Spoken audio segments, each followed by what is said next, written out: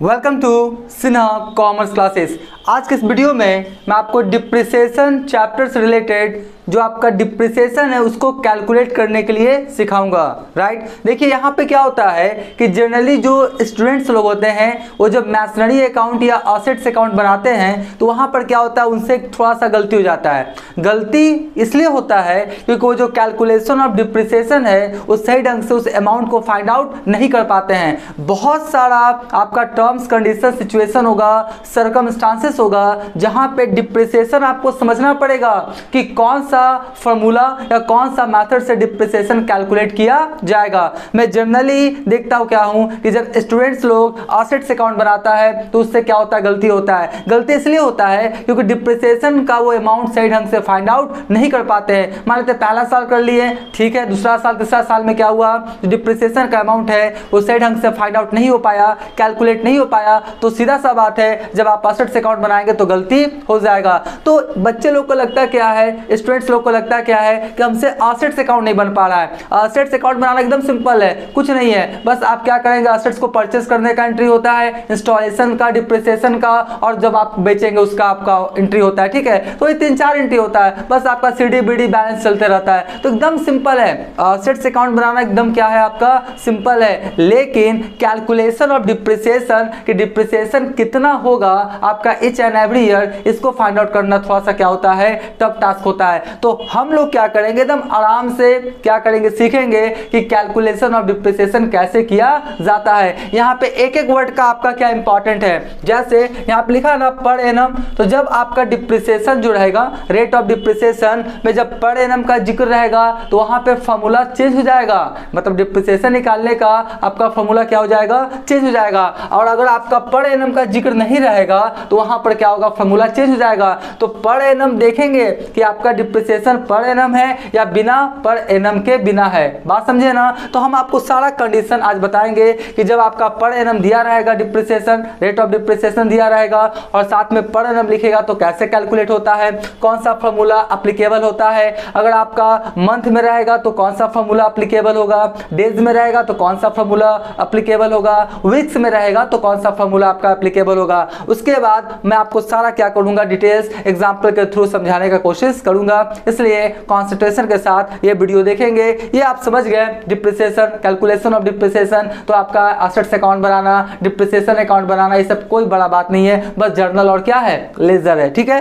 तो देखिए सबसे पहले बोलता क्या है, methods of calculating annual depreciation. उसके बाद यह बोल सकते हैं important points relating to calculate of depreciation, यानी कौन कौन सा मेथड है आपका डिप्रिसिएशन को कैलकुलेट करने का, या वो कौन कौन सा इंपॉर्टेंट पॉइंट्स है आपका डिप्रिसिएशन कैलकुलेट करने का, इसके बारे में हम लोग क्या करेंगे, जानेंगे। राइट, देखिए पहला जो आपका बोलता है, if the rate of depreciation is expressed as a 5%, 10%, 50%, 12% per annum. देखिए जब आपके रेट ऑफ डिप्रिसिएशन में किसका जिक्र कर दे, per annum, and the date of acquisition या परचेज, और असेट्स को आपने कब परचेज किया है या एक्विजिशन कब किया है उसका दे दे। Also given the amount depreciation will be calculated with the आपका reference to the date of acquisition to the end of the accounting period. कहने का मतलब है, इसका पूरा आपका बोल रहा है कि आपका रेट ऑफ डिप्रिसिएशन दे दे 5%, 10%, 15%, 20%, 12%, 8% जो भी दे दे,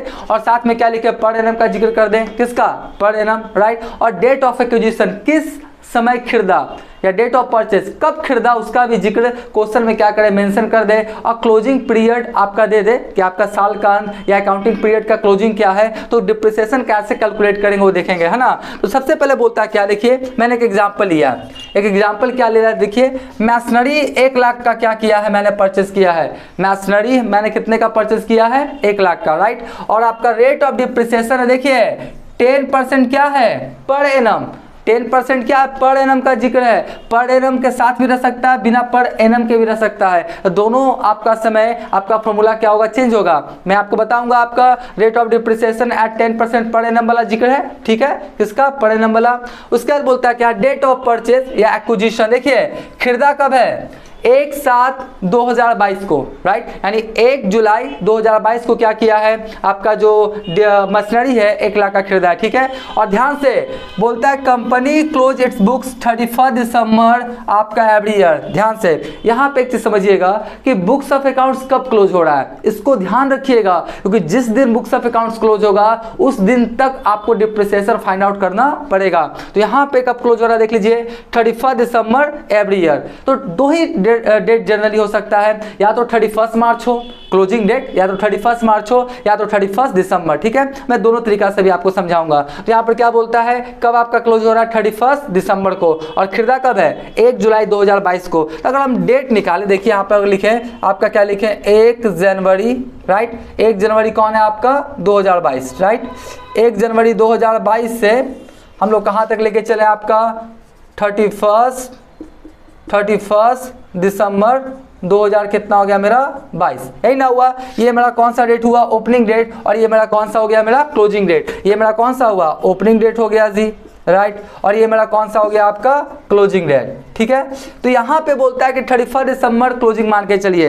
तो आपका बोलता क्या है, खरीदा कब, 1 जुलाई, तो हम लोग इसको बीच में रख लेते हैं 3-3 महीना का स्लॉट, यानी 1 जुलाई को परचेज हुआ है, 1 जुलाई 2022 को परचेज हुआ है। तो आप बताइए 1 जुलाई को खरीदा, तो यहाँ से यहाँ तक ही ना आपका मशीन रहा, आपका कितना मंथ, 6 मंथ, कितना मंथ, 6 मंथ। जोड़ लीजिए, जुलाई, अगस्त, सितंबर, अक्टूबर, नवंबर, दिसंबर, यानी आपका 2022 में जो डिप्रिसिएशन निकलेगा वो कितना मंथ पे निकलेगा, 6 मंथ पे। क्यों, क्योंकि 1 जुलाई को खरीदा है, 1 जुलाई 2022, तो आपका 31 दिसंबर 2022, तो कितना आपका पीरियड हो गया, आपका 6 मंथ का। तो 6 मंथ पे क्या होगा, डिप्रिसिएशन कैलकुलेट किया जाएगा। मान लेते हैं खरीदा कब आपका, 1 अप्रैल, मान लेते हैं खरीदा कब आपका, 1 अप्रैल, तो 1 अप्रैल से लेके आपका 31 मार्च, तो कितने मंथ्स हो जाएंगे आपका, 9 मंथ्स, है ना। तो उसी तरह से कैलकुलेट कर लेंगे कि अप्रैल में खरीदा, मई, जून, जो भी आपका खरीदा, तो जिस समय डेट ऑफ एक्विजिशन हुआ वो समय, और आपका क्लोजिंग डेट देख लेंगे कौन सा है, 31 दिसंबर वाला है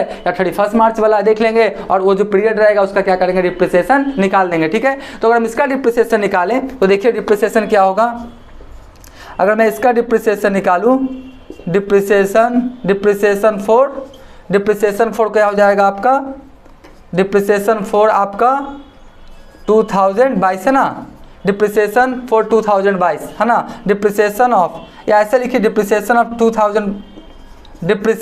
2022 फॉर 6 मंथ, राइट। कितने मंथ का हम लोग निकाल रहे हैं, 6 मंथ का ना। तो आपका क्या होगा, क्या लिखा, depreciation of 2022 for 6 month, 6 month का निकलेगा, तो कितना था आपका, देख लीजिए 1 लाख, यहाँ पर कितना था आपका 1 लाख, ठीक है। और आपका कितना मंथ बोलता है, 6 मंथ, कितना मंथ, 6 मंथ, तो आपका मंथ में रहेगा तो 6 बटा क्या हो जाएगा, 12, राइट। अगर 9 मंथ रहता तो 9 बटा 12, 3 मंथ रहता 3/12, 4 मंथ रहता है 4/12, मतलब 1 साल में 12 मंथ होता है, सीधा सा बात है, 1 साल में 12 मंथ होता है। तो आपका मंथ में रहेगा तो डिवाइडेड बाय 12, डेज में रहेगा तो नीचे 365, क्योंकि 1 साल में 365 दिन होता है, और वीक में रहेगा तो 52, क्योंकि 1 साल में कितना होता है, 52, तो 6/12 हो गया, ठीक है। और रेट ऑफ डिप्रिसिएशन कितना था, देख लीजिए आपका रेट ऑफ डिप्रिसिएशन कितना था, 10% पर एनम। तो क्या करेंगे, 10% क्या लिख देंगे, पर एनम, ठीक है। अब इसको क्या करेंगे, हम लोग कैलकुलेट कर देंगे, ये कितना हो जाएगा, 2 हो जाएगा ना, ये हो जाएगा आपका 5, ये 0 कट जाएगा, तो 1000 गुना कितना हो गया आपका 5, 5000 ना, कितना हो गया आपका 5000, आपका कितना हो गया 5000। तो 5000 क्या आ गया, मेरा डिप्रिसिएशन आ गया 2022 का, कितने मंथ के लिए, 6 मंथ के लिए, ठीक है जी। तो आप समझ गए 2022। अब देखिए अगर मैं बात करूं डिप्रिसिएशन फॉर, अगर मैं बात करूं आपका डिप्रिसिएशन ऑफ 2023, अगर मैं बोलूं कि डिप्रिसिएशन ऑफ 2023, अगर 2023 का डिप्रिसिएशन कितना होगा, तो ध्यान से देखिए 2023 में जो असेट्स है 1 जनवरी 2023 से लेके 31 दिसंबर 2023 के बीच रहा। यानी देखिए यहाँ पे मैं आशा करता हूँ दिखाई पड़ रहा होगा, देखिए मैं यहाँ पे दिखाऊंगा कि 23 में 1 जनवरी 2023 से लेके आपका कहाँ तक रहा होगा, 31, इसको थोड़ा बढ़िया से लिख देते हैं, कहाँ रहा होगा, 31 दिसंबर 2023, ठीक है। तो आपका क्या हुआ 1 जनवरी 2023 से लेके 31 दिसंबर 2023, तो बताइए कितने हो गए आपका टोटल, आपका 12 मंथ हो गया ना, मतलब 1 साल पे डिप्रिसिएशन निकलेगा। कितने साल पे? 1 साल पे। तो अगर इसका डिप्रिसिएशन निकालें, देखिए मैं यहाँ पे निकालता हूँ, थोड़ा सा जगह का कमी है, यहाँ पे मैं निकाल के दिखाता हूँ। डिप्रिसिएशन हो गया ना, डिप्रिसिएशन आपका हो गया, या ऊपर में तो लिखी दिए ना, ऊपर में तो सॉरी लिखी दिए हैं, डिप्रिसिएशन लिखी दिए, हाँ जी। तो देखिए कितना हो जाएगा आपका 1 लाख हुआ ना, 1 लाख हुआ, राइट। और कितना परसेंट बोलता था आपका 10%, तो आपका 10%, ठीक है। और कितना 12 मंथ है ना, तो आप 12/12 कर दें, बात बराबर है।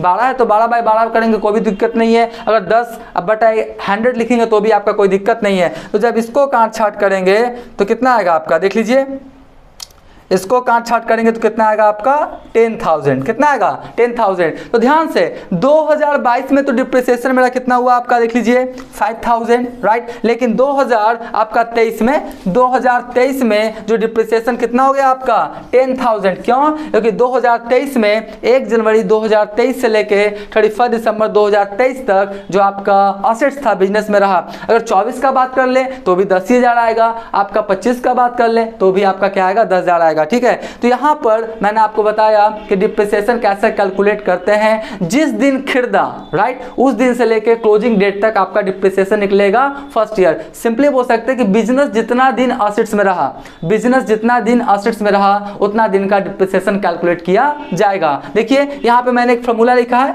डिप्रिसिएशन कॉस्ट ऑफ असेट्स, मतलब असेट्स का कितना कॉस्ट है, 1 लाख 2 लाख 5 लाख वो लिख देंगे, इनटू आपका क्या लिखेंगे रेट, क्या लिखेंगे रेट 5%, 10%, आपका 12%, 20% एज पर क्वेश्चन देगा, लिख देंगे। उसके बाद देखिए क्या बोलता है, नंबर ऑफ मंथ्स, कितना मंथ है आपका, देख लीजिए 6 मंथ, तो 6/12 कर देंगे। क्या करेंगे हम लोग 6/12, मंथ्स में रहेगा तो 12, अगर डेज में रहेगा क्योंकि एक साल में 365 दिन होता है, 100 दिन, तो क्या लिखेंगे 100 days by 365, 200 days by 365, days में रहेगा तो नीचे क्या लिखेंगे 365। अगर वीक में रहेगा, किस में रहेगा आपका वीक्स में रहेगा तो क्या लिखेंगे 52, क्योंकि एक साल में 12 मंथ होता है, राइट। आपका एक साल में 365 डेज होता है और एक साल में 52 क्या होता है आपका वीक्स होता है, ठीक है। तो इस तरह से आपका क्या होगा डिप्रिसिएशन कैलकुलेट करने के लिए आप सीख गए होंगे। कब? जब आपका क्या दिया हुआ है पर एनम, यानी आपका जो रेट ऑफ डिप्रिसिएशन होगा उसमें क्या दिया हुआ रहेगा पर एनम। इसके बाद हम बताएंगे कि जब इस पर एनम का जिक्र नहीं रहेगा, जब इस पर एनम का जिक्र नहीं रहेगा और जब आप भी क्वेश्चन सॉल्व करेंगे ना तो देख लेंगे पर एनम दिया है या पर एनम नहीं दिया है, ठीक है। इसका क्या करें, अभी तक आप स्क्रीनशॉट ले लें।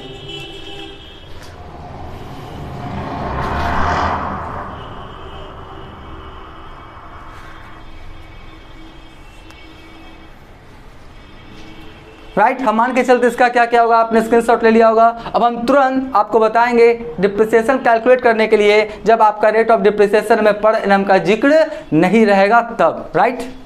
अब हम लोग सेकेंड मेथड देखेंगे डिप्रिसिएशन को कैलकुलेट करने का, ठीक है। देखिए बोलता क्या है, if rate of depreciation is expressed as 5%, 10%, 15%, 20%, 18%, 12%, आपका 6% जो भी आपका दिया रहा है, without a mention of per annum. देखिए इसके पहले वाला जो आपका था नंबर 1 में, उसमें पर एनम का जिक्र था, राइट। इसमें पर एनम का जिक्र नहीं है, ध्यान दीजिएगा।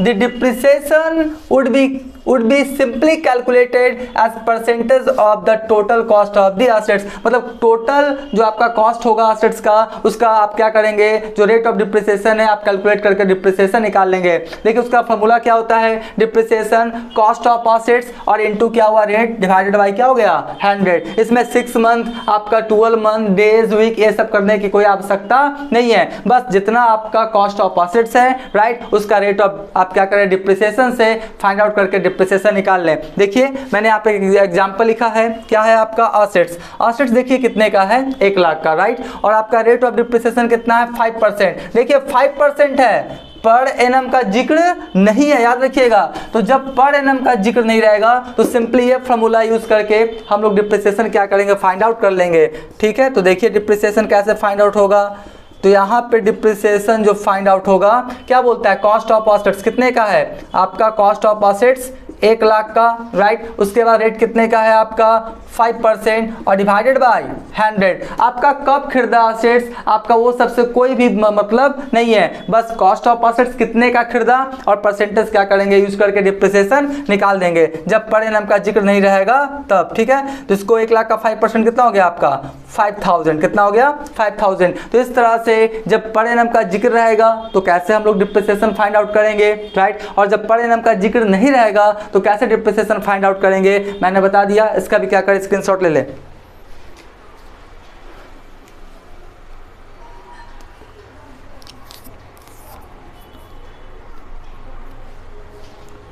राइट अब नेक्स्ट वाले वीडियो में मैं आपको बताऊंगा और भी कुछ मेथड्स है डिप्रिसिएशन को फाइंड आउट करने का।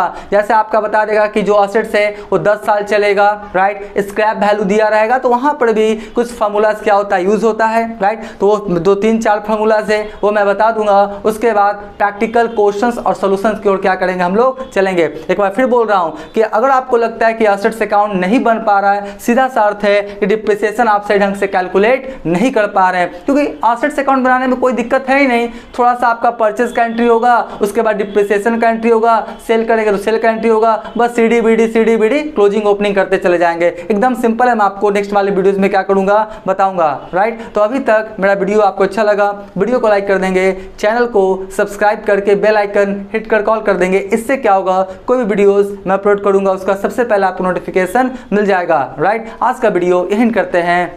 Thank you.